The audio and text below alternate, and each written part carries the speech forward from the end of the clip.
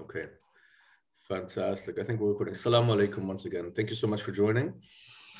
And welcome aboard again, David. It's good to have you. And I'd just like to pick up on the last question, or the first question that you had, which is more or less, if I may identify correctly, where have I landed? So I think I think it's pretty fair to say, you know, you were telling a little bit about your background, and of course, it really doesn't matter what your background is, okay? It really doesn't matter as long as you have God's light in your heart and you have the intention of following the method of the Prophet Muhammad sallallahu alaihi wasallam, then basically welcome to Islam and welcome aboard. And you've taken your Shahada recently and you're interested to develop theologically. And if I understood properly, you've studied comparative theology. You've left Christianity because of certain conflicts of belief and not wishing to stay and believe in something that wasn't logical for you.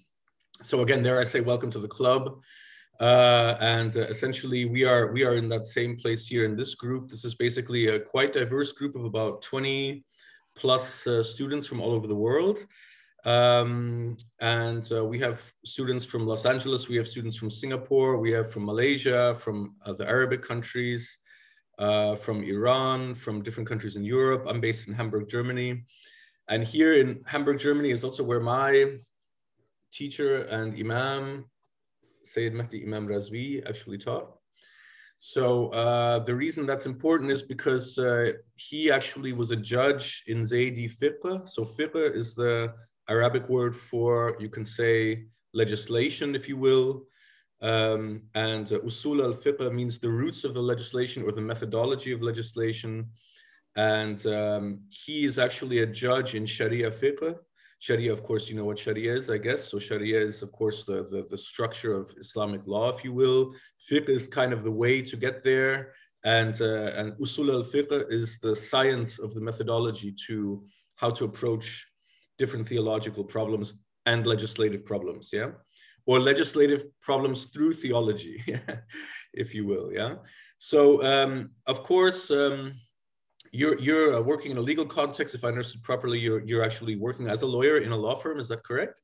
I own a law firm, yeah. You own, perfect. So you're a partner and an owner of a law firm. So, you know, that's quite, as we were saying before, that's quite fitting because today's concept is Islam and justice. Okay, so that is actually the topic of today, and I'll be sharing the screen with you in a moment so that we go through today's class a little bit. And essentially, the idea is that we will, in fact, you know, explain to you a little bit because it's your first kind of shot. Basically, we'll explain to you what is Zaydiyya from our point of view. What did Imam Razvi teach? He was a Sayyid, which means he was a follower of he was a descendant of the Prophet Muhammad sallallahu alaihi wasallam. So, and he took the responsibility to be an Imam in our community here in Hamburg for a period of over 50 years, he taught. And therefore, we considered him in our circle here in Hamburg with maybe somewhere between 50 and 100 followers to be our Imam, if you will, yeah? And he was teaching a form of Zaydiyya, which is actually, you know, very much derived from Central Asian Zaydiyya tradition. So what's important to know about Zaydiyya is that there have been different branches in history of Zaydiyya. In other words, similar theological schools that have branched out geographically and culturally through hundreds of years, but all of them taking their main theological, let's say, vantage point from that of the fifth Imam of Shia Islam, according to the Zaydi, who's Zayd ibn Ali, okay? So if you go down the chain of Imams, you know, you have basically the Prophet Muhammad sallallahu alaihi wasallam, Hazrat Ali Amir al-Mu'mineen alayhi salam is the first Imam and considered by the Shia to be the rightful follower of Prophet Muhammad sallallahu alaihi wasallam, okay? Of course, you know a little bit about the Sunni-Shi'a divide. I won't get into it. The interesting thing about the Zaydiyya is that many of them, in fact, across all of the different traditions and schools, actually accept the caliphate of Hazrat Abu Bakr, radiallahu, and many also accept the caliphate of the next two caliphs as well, who are Hazrat Umar radiallahu anhu, and Hazrat Uthman radiallahu anhu.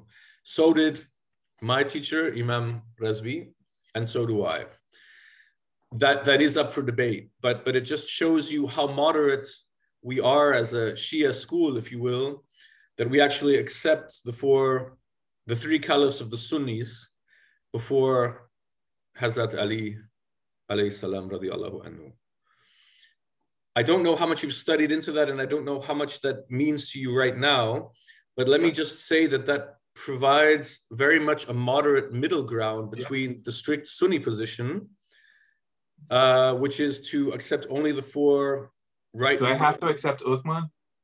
Well, see, I'm on that too, because I'm not accepting him as much as, for example, Hazrat Abu Bakr in my heart, you know? Yeah. So first of all, in this school, you don't have to accept anything. Okay? I'm just, yeah, I get it. I mean, that's not how we teach. We don't teach with dogmas, yeah? We don't teach with what's called aqidah. I don't know how familiar you are with the word aqidah. It's an Arabic word that means dogma. And the Sunni schools typically talk about aqidah as though it were kind of one monolith of correct dogma. And of course, it's the dogma that they like. So the only correct aqidah is ours. Speaking. Right. And it's actually very different between the Sunni schools, but they like to, for whatever historical reasons, and there are historical reasons for that, they tend to kind of jumble it up together and call themselves Ahlul Sunnah and consider themselves, under one kind of umbrella of aqidah, if you will. The Shia are a little bit more flexible, even the Twelvers in that sense, and they talk about the plural, which is called aqa'id. So aqa'id is the plural of aqidah, and aqa'id means essentially the different forms of aqidah, so the different dogmas that exist. And if you then go to our school, which is the Zaydi school, and if you go, even a step further and go to the Mu'tazila school, I'll be happy to if you're not informed about the Mu'tazila, that might be very interesting for you. The Mu'tazila were a school of Islam who traditionally believed very strongly in approaching Islam and revelation through the capacity of reason. Okay. Actually, our Imam. I think I may have read. I just don't think I've ever heard it said out loud. Is that it's a historic school, and the Sunnis almost consider them as heretics? Is that the group I'm thinking? Am I thinking of the right group? Yeah, I mean, the Sunnis consider a lot of schools heretics. So. But like it was with the big conflict about whether the Quran was co-created. Yes, okay. Exactly. Yeah, exactly. I've placed it now. Yeah. Okay. And actually, in our school of Zaydiyya, which is called Bukhari Zaydiyya, because of the fact that the original founder of the school came from Bukhara, which is a city in today's modern-day Uzbekistan. Yeah. Actually, that our particular school of Zaydiyya is quite, you can say, very closely leaned to Mu'tazila kalam. Kalam being, you can call it interpretation, or you can call it, somehow almost philosophy, if you will. Islamic philosophy might be called Kalamul Islam, if you will. Can also be called Hukm al-Islam. There are some different terms for Islamic philosophy, but certainly we are very close in our thread of Zaydiyya to be very close to the Mu'tazila, but with some important differences, which we can get into later. But just to complete, maybe to close the circle and give you the full picture back. So we actually accept the first four caliphs. So that means not only Hazrat Ali, but also Hazrat Abu Bakr, Hazrat Umar, and Hazrat Uthman, if for no other reason than the fact that Hazrat Ali himself accepted them all, okay? In his life, actively accepted. So if we are true followers of Imam Ali, as we claim, then we should also kind of respect his decisions. He accepted to follow Hazrat Abu Bakr. He may not have liked it, but he accepted. He accepted to follow Hazrat Umar. Again, he may not have liked it. And he accepted to follow Hazrat Uthman. For this reason alone, it's for a moderate, as we are in Zaydiyya, as we consider ourselves to be, that's enough reason to say, okay, we lost the vote, but we accept the election results. We're not going to overturn the shura, if you're interested in the term shura, it's a term that means, you know about it. It's a term that means consultation, and it's kind of a step toward, if you want to call it democracy. Certainly the first American democracies were not very different from shura, because it was a very collective group of rich white men that voted for everything that happened in the country. So it's really not that different to what happened in Arabia in the 600s, if you will. So in that sense, you can consider shura kind of an in-between or a preparative step towards some kind of Islamic democracy, if you will. But in any case, there was a vote held between Hazrat Abu Bakr and Hazrat Ali, peace on them both. And essentially, Hazrat Abu Bakr won, probably because of his elder years and experience, and possibly also because he had certain connections with certain people in different families and so on. But it really doesn't. Also because Imam Ali was not in the room. Well, that depends who you ask. So, I've always read that he was burying the Prophet, peace be upon him, and so he was not in the room for the shura between Muhammad, the first shura. That tends to be the typical Shia, the 12er Shia kind of response to that, which gives them the ability to say, since he wasn't in the room, we don't accept the vote, right? Because if he had been in the room, they would have had to accept the vote. They couldn't say anything. So we kind of see that differently. We believe that there was a fair process. We believe that even if he weren't in the room, he could have raised his hand basically afterward and said, hey, we have to do this again. So it's not really, it's not in that sense, it's not a concludent reason for him to have accepted the election or rejected, okay? Right. That's how we see it. But again, take different sources, check yourself. And if you feel that he wasn't in the room and he should have been elected and you don't accept the vote, then you're probably closer to 12er Shia theology than necessarily, what we are doing today. Or you simply choose in that one particular point to deviate, right? So the nice thing about what our Imam... Well, I mean, you can believe that he wasn't in the room and still accept the vote, Right, but then it becomes inconsequential that he wasn't in the room. Right. So then you can accept Abu Bakr as your caliph. And that's what I'm getting at, right? So in that sense, and that's kind of the point behind this, right? So, but I guess I'm leaning towards the, he may not have liked it portion, except, right? Go for it. I mean, I also don't. That's all that was. Yeah. No, I'm sure he didn't like it, but whether he was in the room or not, I'm sure he didn't like the result. Yeah. Certainly, as time events bore out, it became clear that on a certain level he was right. Okay, and that's why we follow him also, and we say, okay, Ali is our Imam in that sense, right? He is our Imam, but again, so we accept, or let's say Imam Razvi accepted all four of the caliphs as Imam, and then he went from Ali, then he went to his sons Hassan and Hussein, and then from there he went down the line of Zayn al-Abidin, who was the son of Imam Hussein, peace be upon them all, on the whole family. And then basically from there he goes to Imam Zayd, and then from Imam Zayd it kind of breaks down because the 12er Shia, as you probably are informed, they followed Imam Bakr, who was the brother, of course, of Imam Zayd.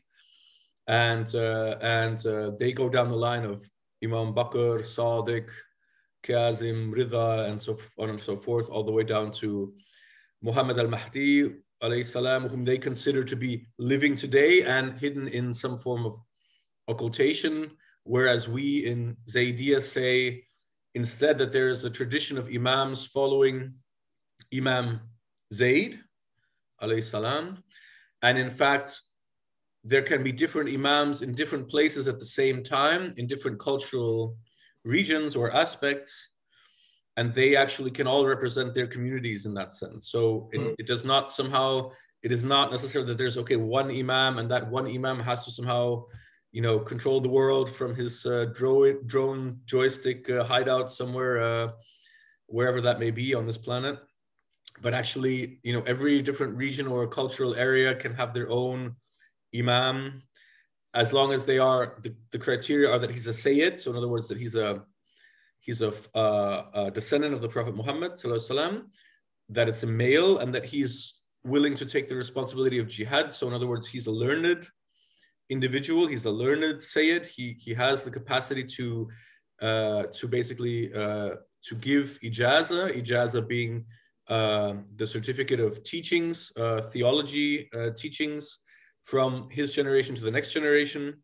So in other words, to make his students mujahids and mujtahids, and give them the capacity as mujtahids to basically take their own legal discretions and their own legal judgments, right? So in that sense, Imam Razvi, he actually gave me a verbal ijaza, so I have the right to teach, right?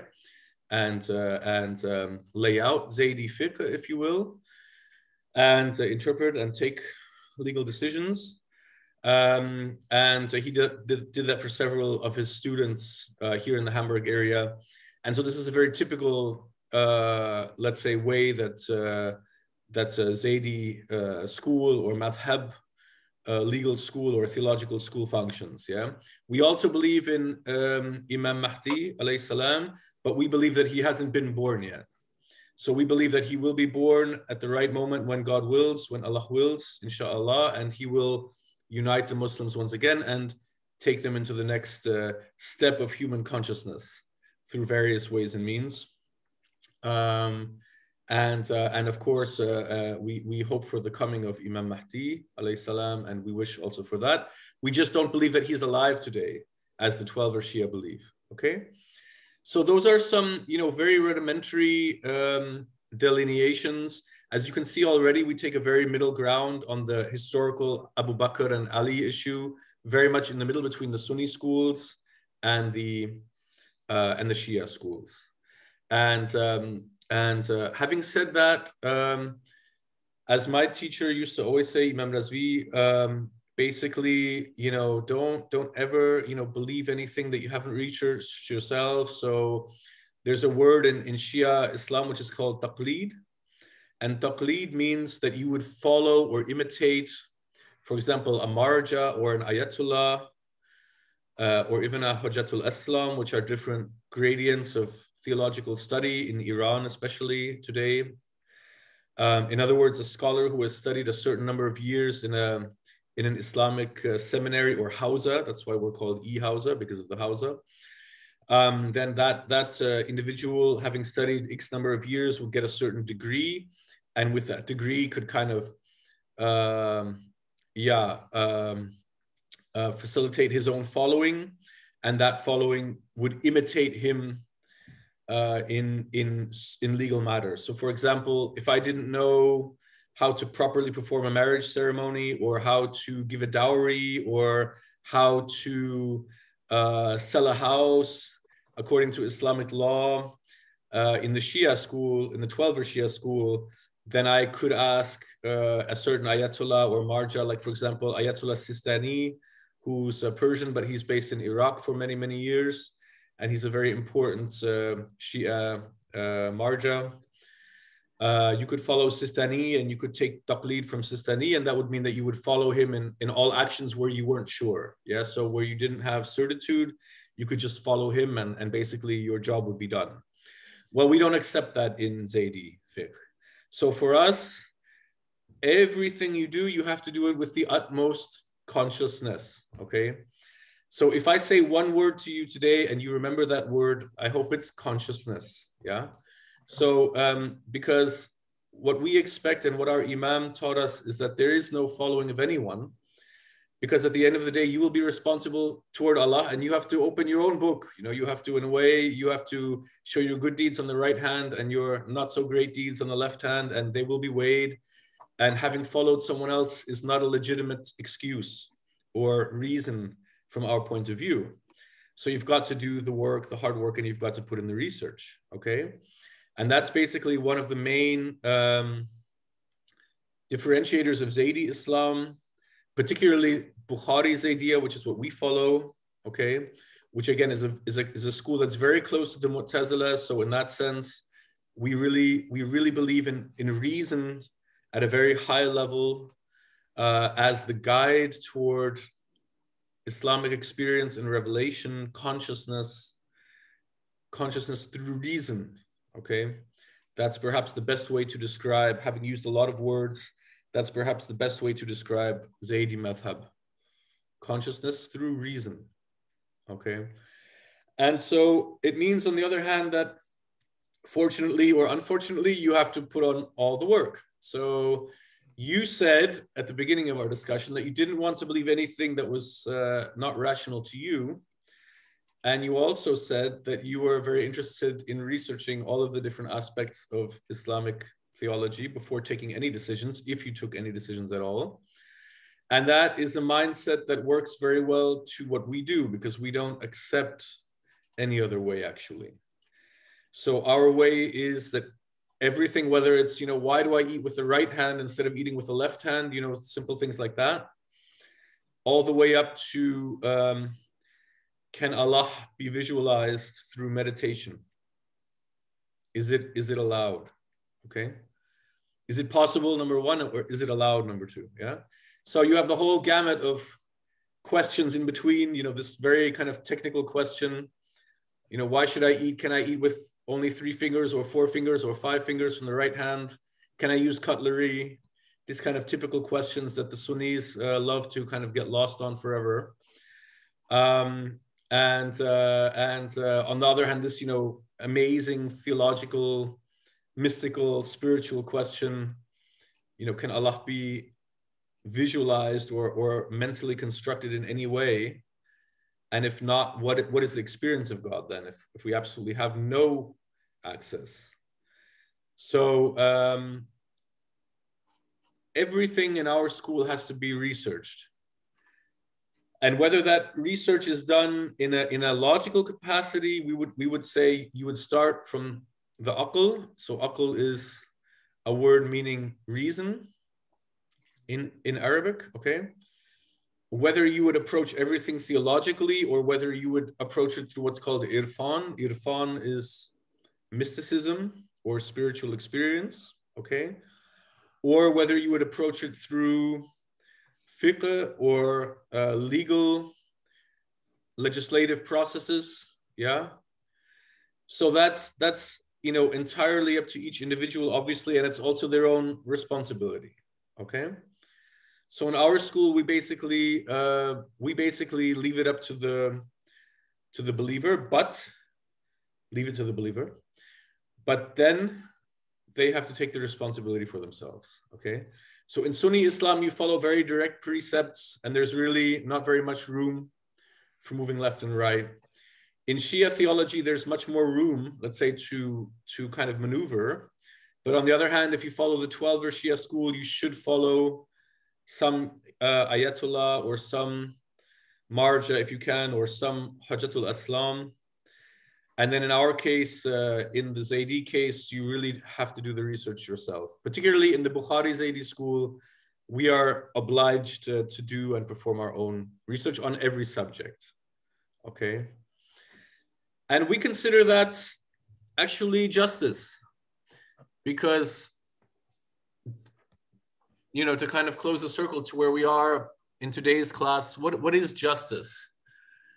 So if you look at what Wikipedia says, which is always a fun place to start because everyone in the world can put in whatever nonsense that they want, but after a certain process of iteration, usually what comes out is actually quite good and quite objective, because you've had people from all over the world basically giving their input, and control mechanisms have been performed by people all over the world also with different viewpoints. So it's not a bad place to start, as a matter of fact, especially in today's postmodern day and age.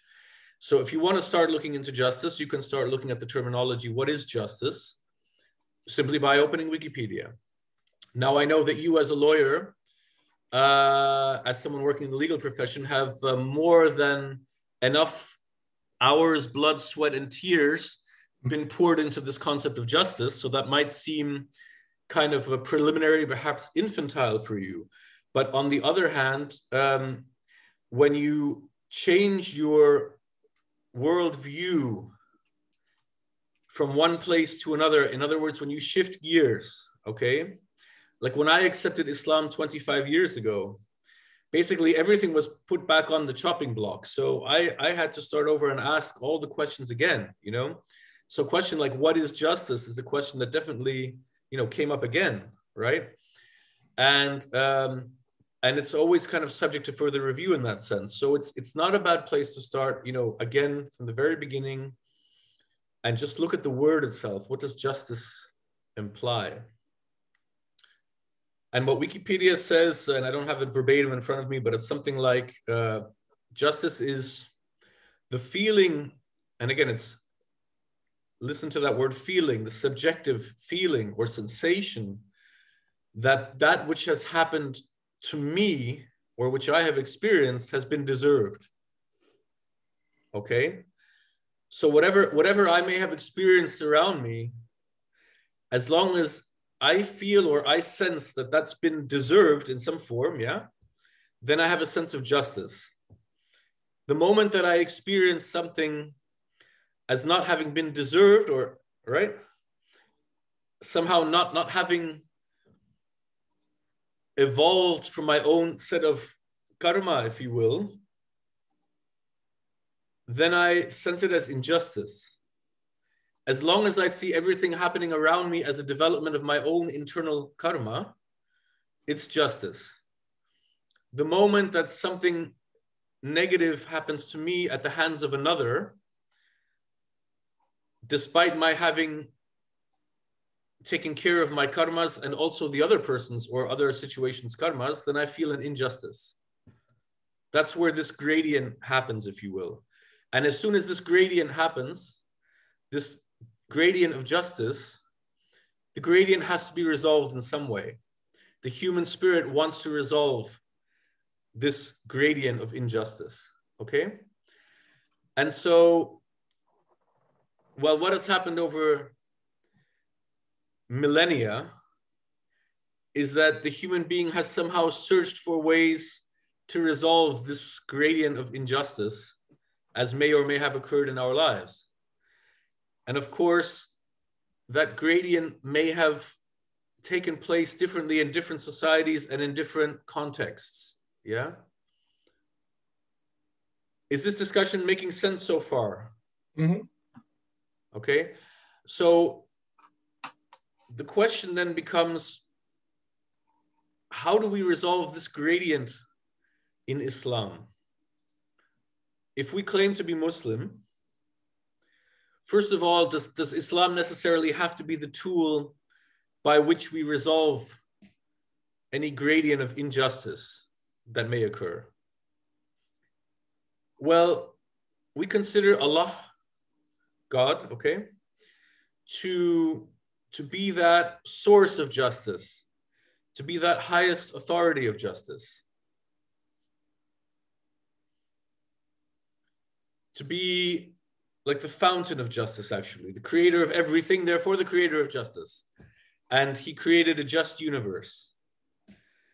So the universe is perfect as it is, and you can't change it, right? But then, if you break it down one level lower or several levels lower, you get to the level of human consciousness, yeah? And certainly at the level of the human individual, we still have to act. We still have to function. We've been given a free will, but we haven't been given all the knowledge immediately, right? So in other words, the human trajectory of birth to death is the trajectory of acquiring knowledge, of life, of experience, of mysticism, of spirituality, but also of interactions with human society, interaction with ourselves, with our loved ones, with our neighbors, co-workers, but also, of course, the society at large.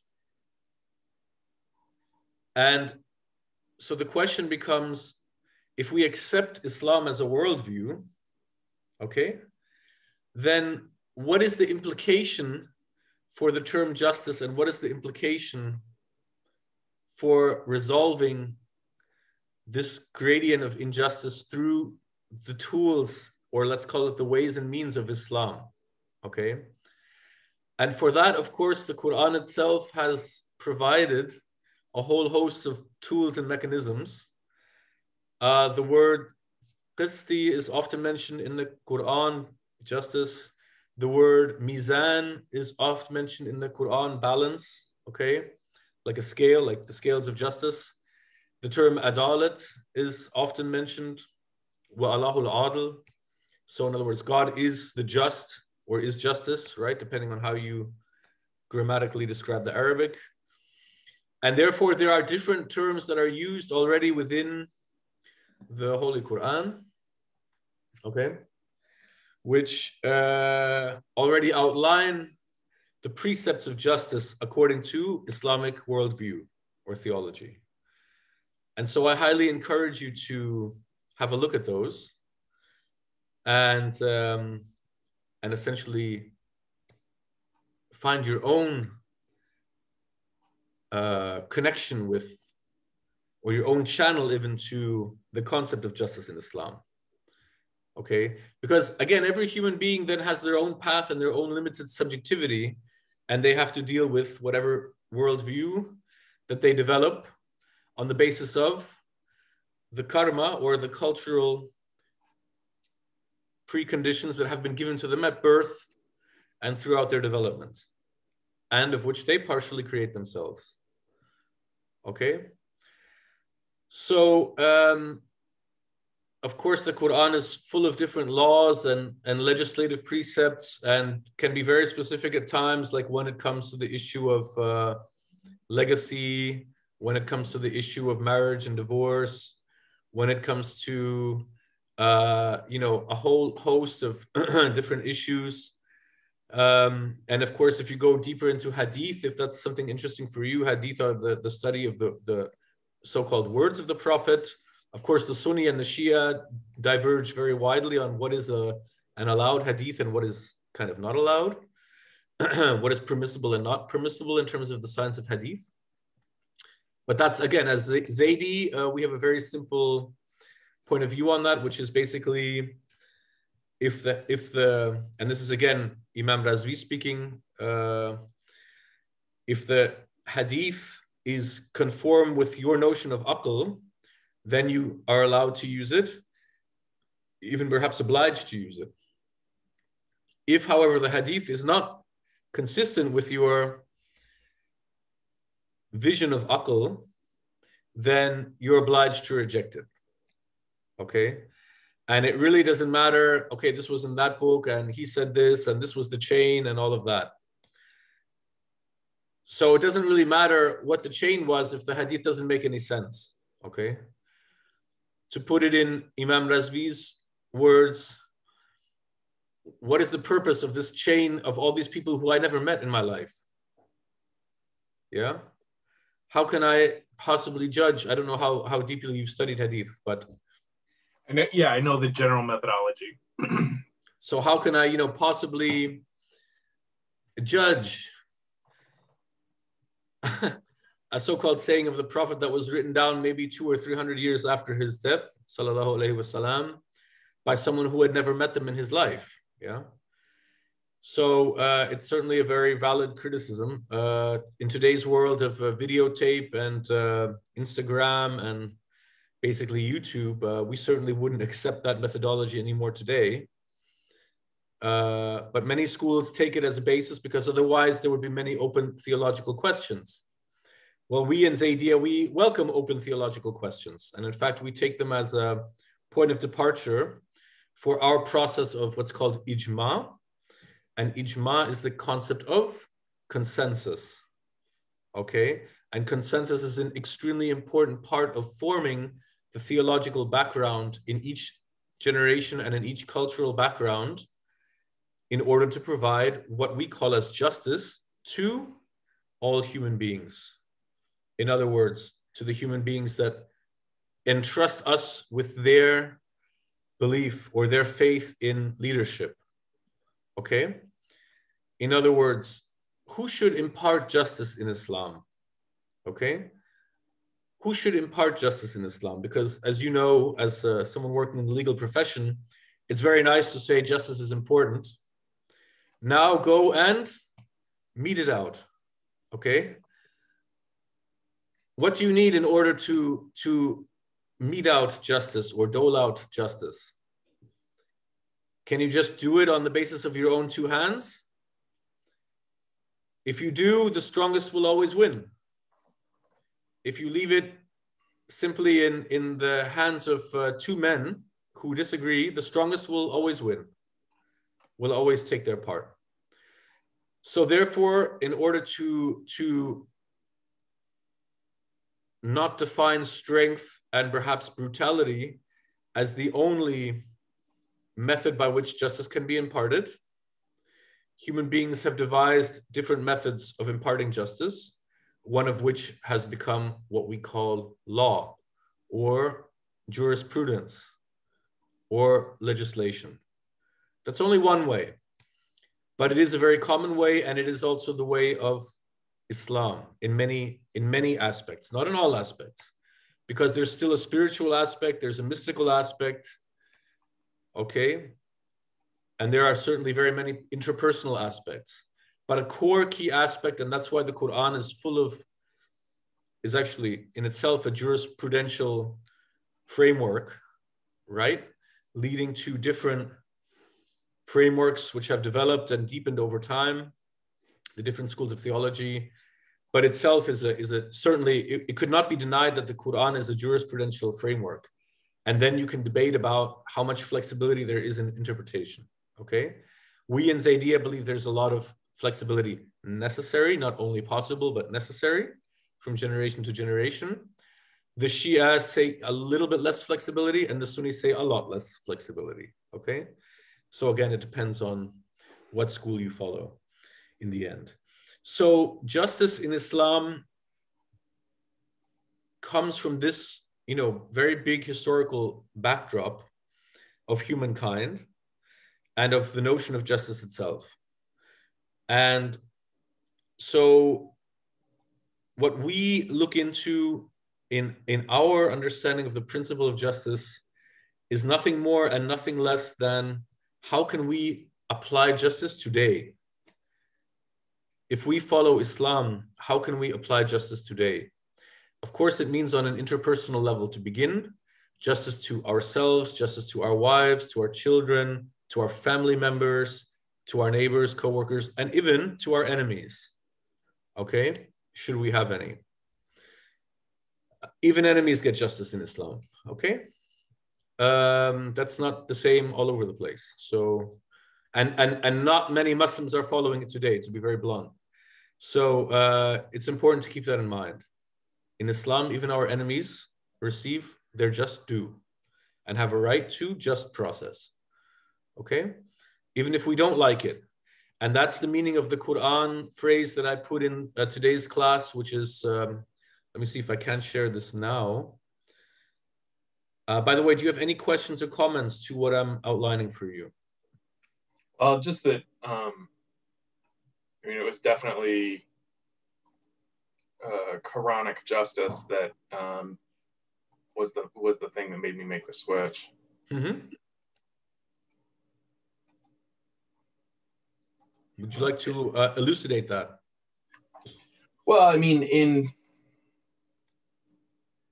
in this country, in the United States, Christianity has undergirded the sort of the racist ideologies of, in slavery and Jim Crow, I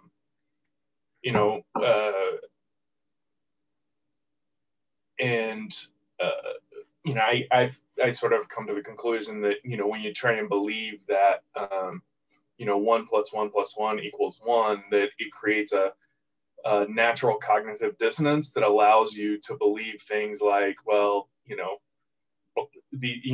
we're just, but Black people are only 3/5 of a person. Mm-hmm. And so sort of in reading the Quran and reading Sirah, in the midst of, I live in a town called Kenosha, and we had some oh, wow. incidents. Oh, okay, you're familiar, right? Yeah, in Kenosha, Kenosha, Wisconsin. Yeah, so there were some riots and some shootings, and in the midst of that, mm-hmm. I saw that, the Kyle Rittenhouse, who was the guy who shot a couple of protesters, a bunch of Christians were raising money for him, but not a dollar for Jacob Blake, who was the victim of the police shooting. Unbelievable. They want to protect the guy who goes out looking for trouble and shoots people, and not the guy who's shot in the back 8 times. Right. Mm-hmm. And I was like, this is not, I'm done with you. I'm not, and I was reading, the Quran, and finally, for a long time, I, on some level believed the Shahada. I've always been, a monotheist struggling in a Trinitarian world. And I can relate to that. Yeah. And then, I've always held back, because, I'd actually bought a book previously to being a Muslim. And I was like, I can't pray 5 times a day like that. I can't do that, and so forth and so on. And finally, just something snapped inside of me with this, with these injustices, and the injustices that are, which is not to say that that there aren't, nominal Muslims out there that are doing unjust things, but at least where I am, the core concepts of justice are different in each, in between Christianity and Islam, and, what they each strive for, I think. I don't know. So yeah, it's the injustice in a big way. It's been the injustice in the way that it has played out in my country that was a big part of me making the jump. Well, congratulations to your jump, and welcome to Islam, of course. And I mean, that's quite logical in that sense, that would push you kind of over the edge. And again, it's Islam is very much an experiential reality. Okay, so if you feel drawn toward monotheism, and you feel drawn to kind of a very pure concept of source of creation and love and light and justice, then certainly in Islam you're in the right place. And that's kind of what we try to base, of course, our theology on. And as you can see in the real world, it works very differently. Unfortunately, if you look at the Arab world, or if you look at different parts of the Middle East, it's very clear that the Muslims today are not the same as Islam. Yeah. And you've just got to take that in stride, and, work with the source codes of Islam, if you will, being, of course, the Quran. And if you're lucky enough to have teachers, to have them, find good teachers. So this was the script, actually, of different classes that I took notes on with my teacher, Imam Razvi, just again to say hello to him. It'll be the last time today, I promise. And basically, from which I will be writing my book. So I'm writing actually a book on the Zaydi methodology and the fiqh, so to speak. So the fiqh and the usul al-fiqh from Zaydi madhab, based on the Bukhari Zaydi tradition. And basically, look, I mean, basically, to make it really simple and put it in a nutshell, as we were saying before, I mean, Zaydiyya is consciousness, So it's all about approaching every issue with consciousness, as opposed to simply, well, I'll just do it that way. Well, you can do it that way if you want, but just be ready to take the responsibility. That's all that we say. And otherwise, somebody with a legal background and a certain capacity to, and perhaps also passion for delving into different legal issues and theological issues, can certainly have a field day in Zaydiyya, because basically everything that you look at, you might have to research it, right? and how do we look at it in this particular group?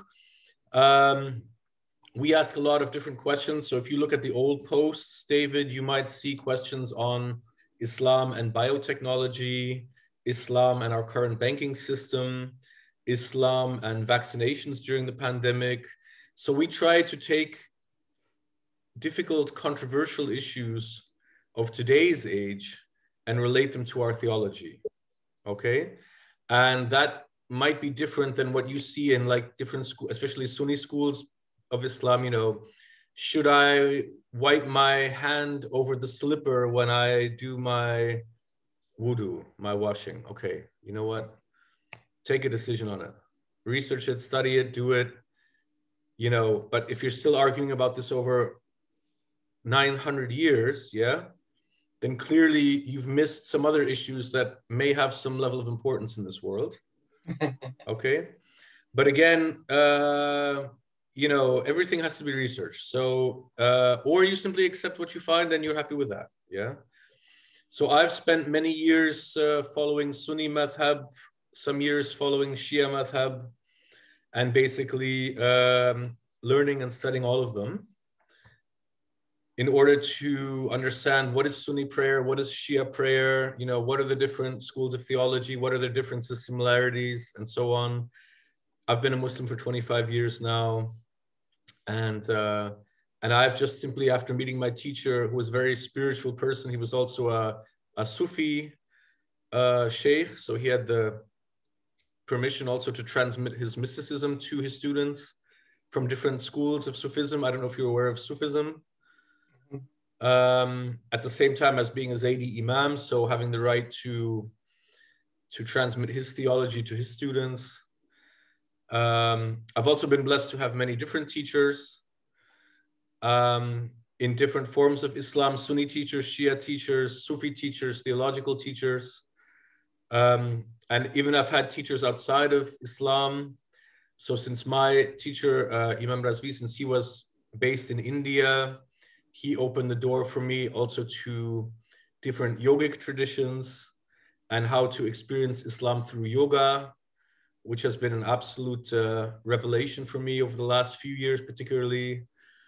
So everyone, you know, is encouraged, especially in this group, but in general in Zaydi madhab, to find their own theology, if you will. Okay, to find their own, to create their own theology, to create your own sense of justice, but also to carry the responsibility of doing so. Okay, to be aware of that responsibility, to not let the power go to your head, okay? Because after you reach a certain level of knowledge, the power might get to your head. Yeah, and that's always a danger. So to stay on Sirat al-Mustaqim is perhaps the greatest justice that we can do to ourselves and to others, to stay on the straight path, okay? I'm not sure how much you're familiar with Arabic. Have you learned some Arabic or? Just enough to do my prayers and, you know. So Sirat al-Mustaqim is in the Fatiha, okay? And it means the straight path, if you will, yeah? And the path of the straight, or the path of those who have gone before us in a straight and correct way, yeah? The correct path, if you will.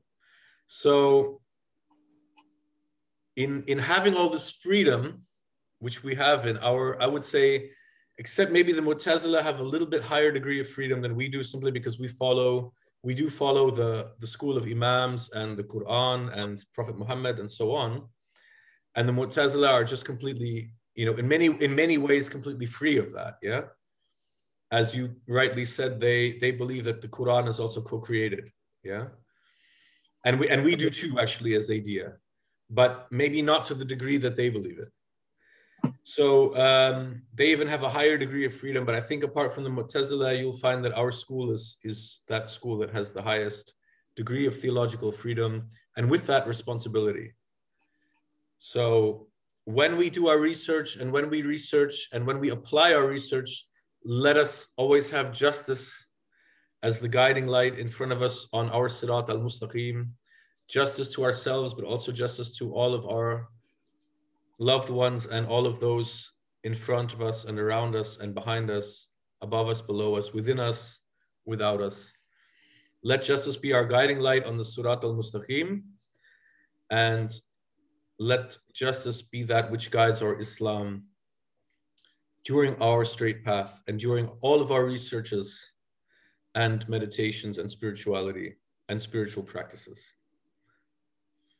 Do you have anything else you'd like to add? No, not today. Thanks.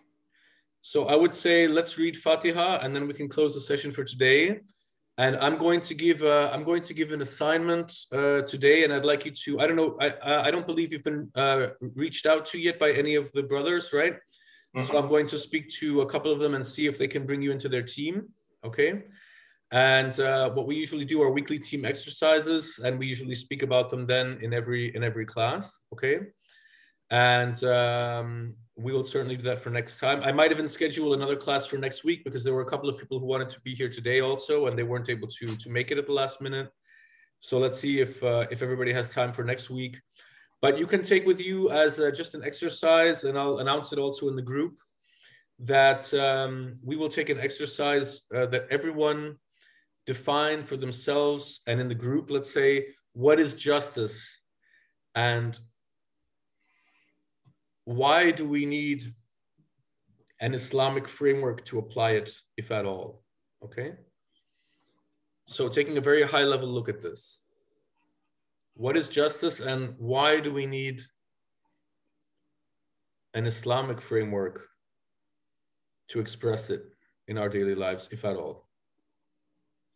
Is that fair? Mm-hmm.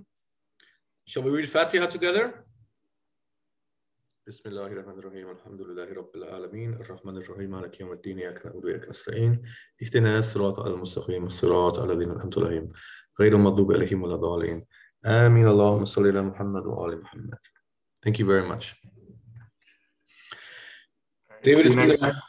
Yeah, see you next time. Thank you very much. It's been a very interesting class, and I hope to see you next time. All right, thank you. Bye. Bye-bye. Assalamu alaikum. Bye-bye.